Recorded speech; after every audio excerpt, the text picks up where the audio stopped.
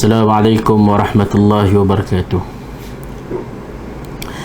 Alhamdulillah, nahmaduhu wa nasta'inuhu wa nastaghfiruh wa na'udzu billahi min shururi anfusina wa min sayyiati a'malina. Man yahdihillahu fala mudilla lahu wa man yudlilhu fala hadiya lahu.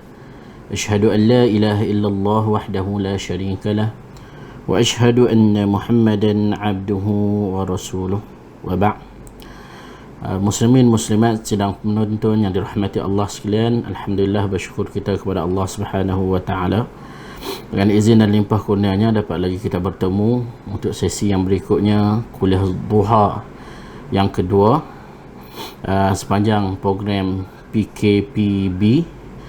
Dan insya-Allah pada pagi ini untuk kuliah duha yang kedua ini kita akan menyentuh iaitu berkenaan dengan salah satu daripada buku terbitan Jabatan Mufti Negeri Perlis, iaitu doa-doa maksur daripada sunnah, doa-doa maksur daripada sunnah Nabi sallallahu alaihi wasallam.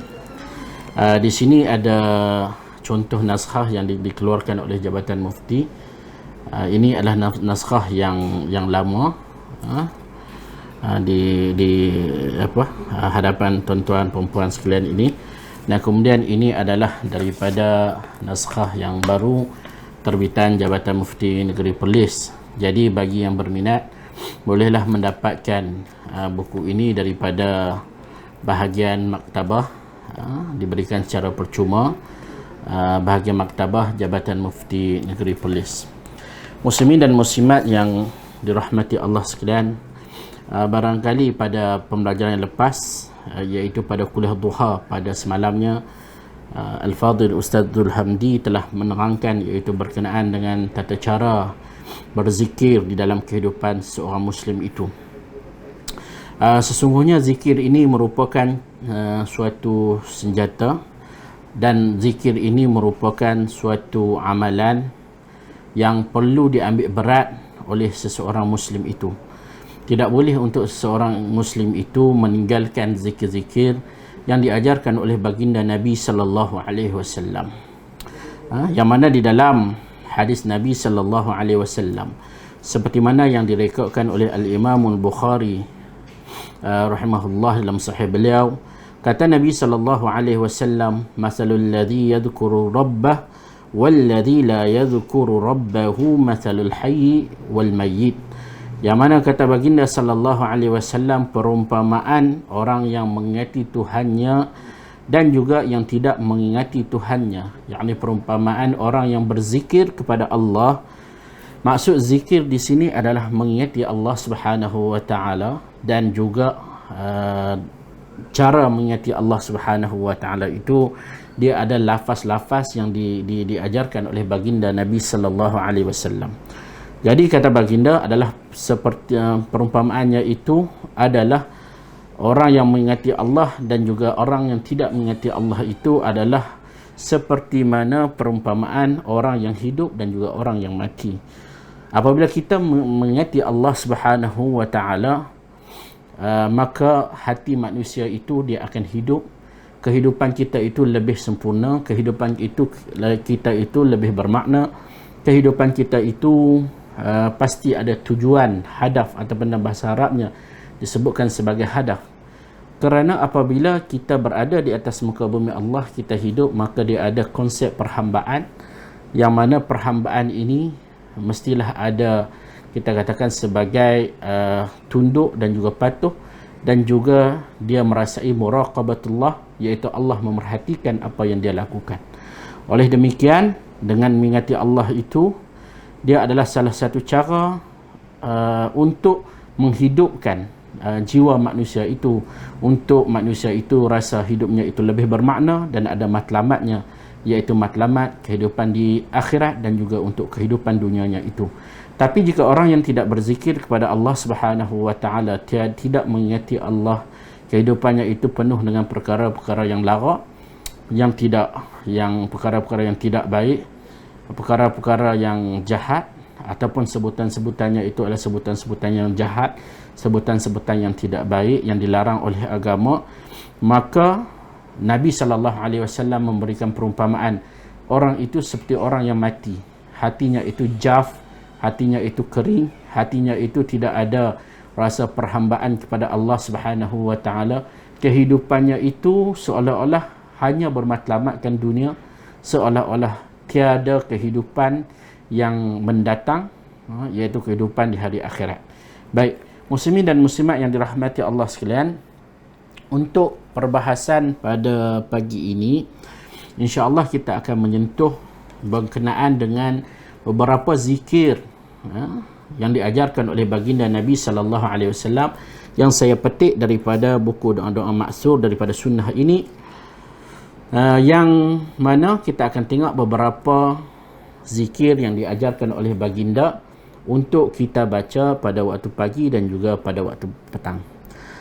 Kita lihat bagaimana Islam mengambil berat dalam hal ini, sehingga kan kita katakan waktu-waktu yang berlalu di dalam kehidupan Muslim itu perlulah untuk dia mengingati Allah Subhanahu wa taala, sama ada pada waktu pagi maupun pada waktu petang.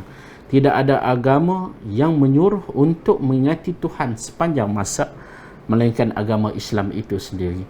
Kerana Allah itu As-Sami', Allah itu Al-Basir, Allah itu Al-Alim, Allah Maha mendengar, Allah Maha melihat, Allah Maha mengetahui. Jadi oleh yang demikian perlunya manusia itu bergantung kepada Allah Subhanahu wa taala, iaitu bergantung kepada Tuhannya yang sentiasa hidup, yang tidak tidur, yang sentiasa muraqabah, sentiasa melihat, menjaga makhluk-makhluknya itu. Baik, jadi di sini dibawakan oleh para ulama, iaitu beberapa zikir, iaitu dikumpulkan oleh para ulama. Asalnya itu adalah daripada zikir-zikir yang diajarkan oleh Nabi, yang mana zikir-zikir ini Nabi SAW suruh kita baca pada waktu pagi dan juga pada waktu petang.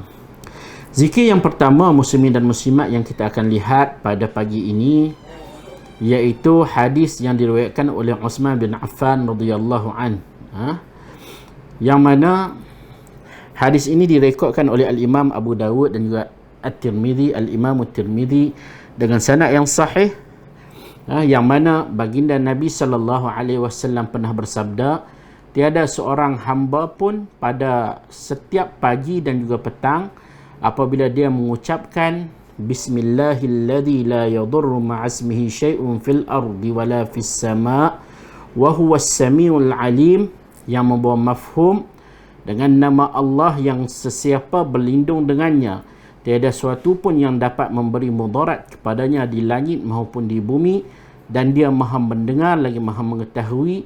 Apabila ianya membaca sebanyak 3 kali, kata baginda, tidak akan memudaratnya sesuatu pun. Maksudnya hadis yang disebutkan di sini, iaitu zikir yang disebutkan oleh Nabi sallallahu alaihi wasallam di sini, iaitu kepentingannya, kata baginda, kelebihannya itu adalah sesiapa yang membaca zikir ini, maka tidak ada sesuatu pun yang boleh memberi kemudaratan kepadanya. Tiada makhluk yang boleh memberi kemudaratan kepadanya, sama ada yang ada di langit maupun di bumi, melainkan dengan izin Allah Subhanahu wa taala. Baik, bagaimanakah sesuatu zikir itu apabila kita baca ataupun ayat Quran yang kita gunakan sebagai zikir ataupun bacaan itu, bagaimanakah ia boleh membantu ataupun memberi kesan ataupun memberi perlindungan kepada seorang Muslim? Perkara ini perlu kita ketahui. Contohnya apabila seorang itu membaca ayatul kursi, adakah ayatul kursi itu yang melindungi dirinya, ataupun ayatul kursi itu adalah suatu bacaan yang disuruh oleh Nabi sallallahu alaihi wasallam, yang diajarkan oleh baginda untuk dibaca, dan Allah melindungi kita dengan kita membaca kalamullah itu. Sebahagian orang dia berpandangan bahawa ayat kursi ataupun zikir itu yang melindunginya. Ini tidak benar. Yang benarnya itu apabila kita membaca ayat-ayat Quran kita membaca zikir-zikir yang diajarkan oleh baginda Nabi sallallahu alaihi wasallam, sama ada zikir itu asalnya daripada hadis ataupun daripada Al-Quran maupun daripada hadis Nabi sallallahu alaihi wasallam, yang melindungi kita itu adalah Allah Subhanahu wa taala. Yang mana Allah suruh kita baca, Nabi sallallahu alaihi wasallam suruh kita baca, bukanlah zikir itu yang melindungi kita, tetapi yang melindungi kita sebagai seorang muslim yang jelas akidahnya itu adalah Allah Subhanahu wa taala. Kita baca ayat kursi, bukanlah ayat kursi itu yang melindungi kita, tetapi Allah yang melindungi kita. Kita membaca zikir yang saya bacakan ini, yang mana zikir ini Nabi sallallahu alaihi wasallam suruh baca 3 kali pada setiap pagi ataupun setiap petang. Pagi ini maksud dia bila? Pagi ini adalah bermula daripada selepas daripada solat subuh. Mahupun pada waktu petang, petang ini adalah bermula daripada selepas daripada waktu asar. Itu yang namakan sebagai petang, iaitu sehingga ke malam. Siapa yang tidak dapat membaca pada waktu petang, barangkali dia boleh baca pada waktu maghrib ataupun lepas pada maghrib ataupun lepas pada isyak, ataupun dia boleh baca juga pada waktu paginya itu barangkali selepas daripada terbit matahari di tempat kerjanya, jika dia berkelapangan. Yang mana zikir ini apabila kita baca, kata baginda Nabi sallallahu alaihi wasallam, sebanyak 3 kali, maka tidak ada sebarang kemudaratan yang dapat memberikan mudarat melainkan dengan izin Allah Subhanahu wa taala. Jadi saya ulangi zikir ini yang diajarkan oleh Nabi.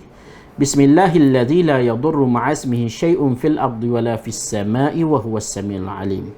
Dalam hadis atau zikir ini jelas menunjukkan bahawa sebagai seorang muslim itu dia perlu mengetahui bahawa Allah Subhanahu wa taala lah yang akan melindungi dirinya, dan tiada sesuatu pun di langit dan juga di bumi itu boleh memberi mudarat, kerana Allah Subhanahu wa taala lah yang melindunginya. Jadi zikir ini sangat pendek, barangkali dalam masa 5 minit ataupun 10 minit kita mampu menghafalnya, dan lebih penting lagi adalah untuk kita amalkan, iaitu pada setiap pagi dan juga setiap petang. Baik, muslimin dan muslimat yang dirahmati Allah sekalian, antara lagi zikir yang diajarkan oleh Nabi sallallahu alaihi wasallam, iaitu seperti mana yang diriwayatkan oleh Al-Imam Tirmizi.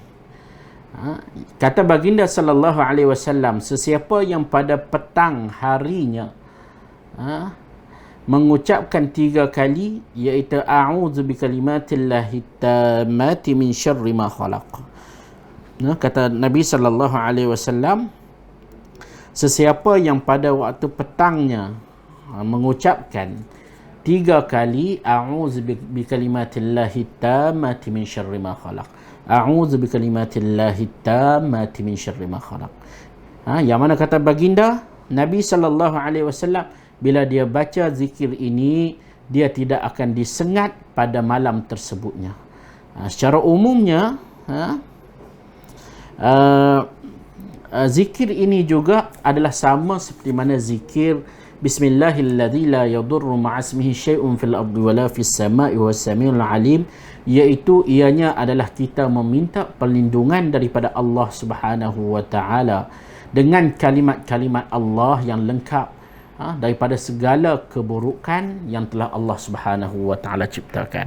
Baik, kadang-kadang kita leka, kita lupa daripada membaca zikir-zikir ini, sedangkan inilah kita katakan sebagai pembantu yang mana Allah Subhanahu wa taala akan memelihara kita dari segala kejahatan apabila kita membaca zikir ini. Baik, apakah maksud daripada zikir ini, iaitu a'udzu bikalimatillahi tammati min syarri ma khalaq, iaitu a'udzu bikalimatillahi tammah, aku berlindung dengan kalimat-kalimat Allah Subhanahu wa taala yang sempurna, min syarri ma khalaq, daripada segala kejahatan, yakni dari segala perkara jahat yang ada. Kerana perkara-perkara jahat ini, contohnya syaitan dan juga benda-benda yang jahat, yang memberi mudarat ini, ianya juga adalah makhluk yang telah diciptakan oleh Allah Subhanahu wa taala.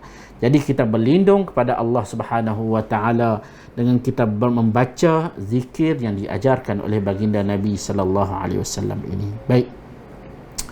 Muslimin dan muslimat yang dirahmati Allah sekalian, zikir yang ketiga kita akan tengok pada pagi ini daripada buku doa-doa maksud daripada sunnah ini adalah hadis daripada Abdullah bin Khubayb radhiyallahu an, yang mana hadis ini diriwayatkan oleh Al-Imam Abu Dawud dan juga Al-Imam Tirmizi dengan sanad yang sahih. Yang mana kata Abdullah bin Khubayb radhiyallahu an, kami pernah keluar pada suatu malam ketika hujan dan sangat gelap untuk mencari Rasulullah sallallahu alaihi wasallam, untuk baginda menunaikan solat bersama kami. Lalu kami menemui baginda Nabi sallallahu alaihi wasallam, maka baginda bersabda, katakan, maksudnya mereka ini pergi bersama Nabi sallallahu alaihi wasallam untuk solat bersama baginda Nabi sallallahu alaihi wasallam. Kemudian apabila mereka berjumpa dengan Nabi, berjumpa dengan baginda, maka tiba-tiba baginda Nabi kata, katakan. Maka pada waktu itu Nabi kata qul, maka pada waktu itu disebutkan di sini, namun aku tidak mengucapkan sesuatu pun. Sahabat Abdullah ini tidak mengucapkan sesuatu pun. Kemudian baginda kata lagi, katakan, namun aku tidak mengucapkan sesuatu pun, kata sahabat ini. Kemudian baginda Nabi sallallahu alaihi wasallam bersabda lagi, katakan. Lalu aku berkata, wahai Rasulullah, apa yang perlu aku ucapkan? Apa yang perlu aku katakan? Jadi dia sedemikian. Nabi suruh sahabat kata, tapi sahabat ni tak tahu apa yang Nabi sallallahu alaihi wasallam minta untuk dikatakan. Jadi sahabat ini bertanya kepada Nabi. Begitulah juga kita lihat bagaimana peristiwa di dalam Gua Hira ketika mana Jibril datang kepada Nabi sallallahu alaihi wasallam. Jibril kata kepada Nabi, iqra ya Muhammad, iqra, bacalah. Nabi kata, ma ana biqari, aku bukanlah orang yang tahu membaca. Jadi selepas pada 3 kali barulah Jibril bagi tahu apa yang perlu dia baca. Baik. Jadi kemudian baginda Nabi sallallahu alaihi wasallam bersabda lagi, katakan. Lalu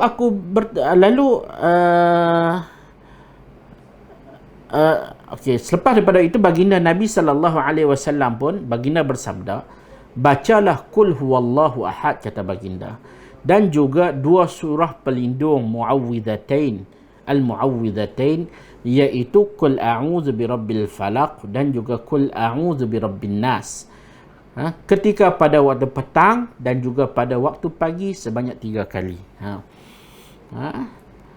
Kata baginda, perkara itu memadai untukmu dari setiap perkara. Maksudnya itu adalah sudah cukup untuk melengkapkan urusan kita pada pagi itu, ataupun pada waktu siang dan pada waktu petang itu.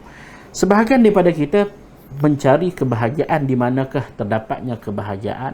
Barangkali kehidupan kita ini, barangkali kita tidak berasa cukup dengan apa yang kita ada. Maka untuk melahirkan rasa qanaah adalah dengan kita mengingati Allah Subhanahu wa taala. Jadi antara yang diajarkan oleh baginda Nabi sallallahu alaihi wasallam ini adalah dengan kita membaca qul huwallahu ahad dan juga muawwidhatain, iaitu qul a'udzu birabbil falaq sehingga habis dan juga qul a'udzu birabbin nas sehingga habis. Jadi ini yang perlu kita amalkan pada setiap pagi dan juga pada setiap petang.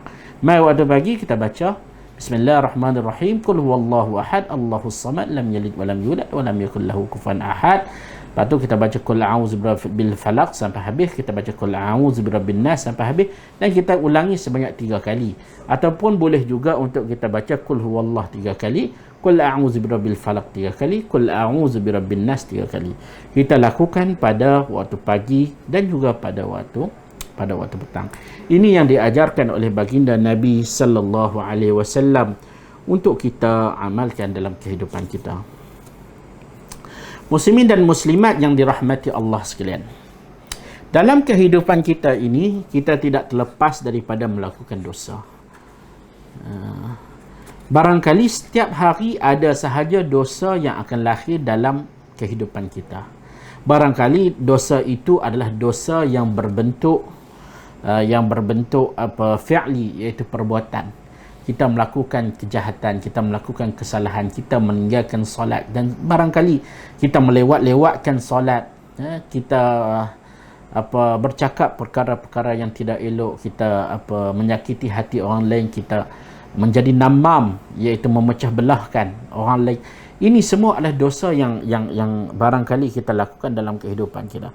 Kerana setiap manusia itu tidak akan terlepas daripada kesilapan, tidak akan terlepas daripada melakukan dosa. Jadi apa yang dianjurkan oleh baginda Nabi sallallahu alaihi wasallam, iaitu baginda Nabi sallallahu alaihi wasallam mengajarkan kepada kita untuk kita membaca Sayyidul Istighfar. Sayyidul Istighfar, iaitu kita membaca satu zikir yang disebut sebagai penghulu segala istighfar itu, iaitu pada waktu pagi dan juga pada waktu petang. Kerana antara sunnah Nabi sallallahu alaihi wasallam lagi adalah kita memperbanyakkan istighfar, 70 sehingga 100 ataupun 100 kali kita beristighfar kepada Allah Subhanahu wa taala, kerana manusia itu tidak terlepas daripada melakukan dosa. Namun di sana ada penghulu istighfar yang mana ianya sedikit panjang daripada istighfar ataupun lafaz astaghfirullah yang selalu kita bacakan itu, ataupun astaghfirullahal azim. Baik, lafaz Sayyidul Istighfar yang kita akan tengok pada pagi ini, iaitu daripada hadis Nabi sallallahu alaihi wasallam, daripada Syaddad bin Aus radhiyallahu an. Nabi sallallahu alaihi wasallam bersabda, Sayyidul Istighfar ataupun penghulu istighfar ialah dengan mengucapkan Allahumma anta rabbi la ilaha illa anta khalaqtani wa ana 'abduk wa ana 'ala 'ahdika wa wa'dika mastata'.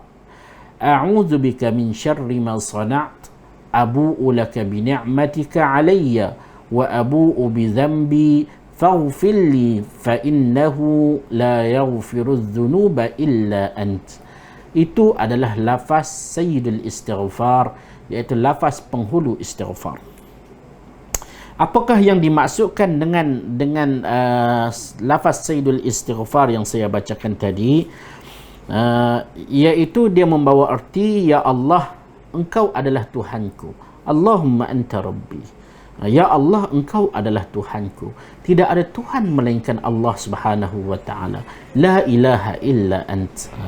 Ini adalah lafaz kalimah tauhid. Allahumma anta rabbi la ilaha illa ant. Kita menolak segala bentuk perhambaan selain daripada Allah Subhanahu wa taala. Khalaqtani wa ana 'abduk, engkaulah yang telah menciptakan aku, ya Allah. Wa ana 'abduk, dan aku adalah hamba-Mu, ya Allah.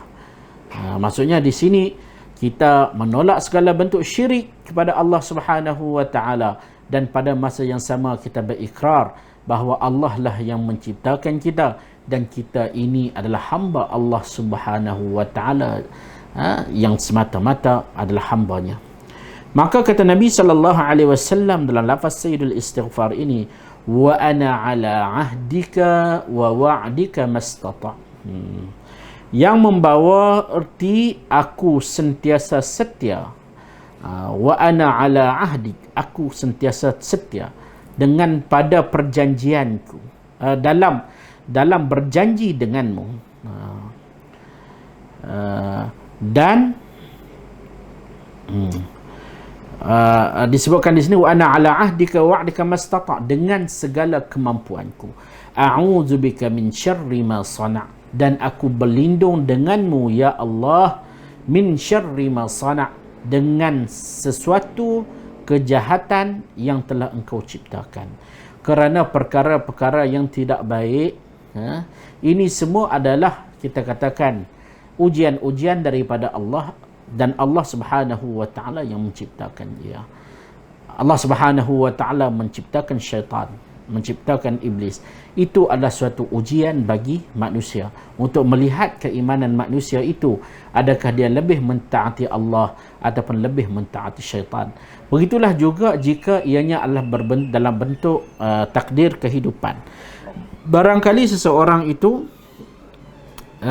dia tidak senang dengan takdir yang Allah Subhanahu wa taala berikan kepadanya, iaitu dharra, perkara-perkara yang tidak menyenangkannya.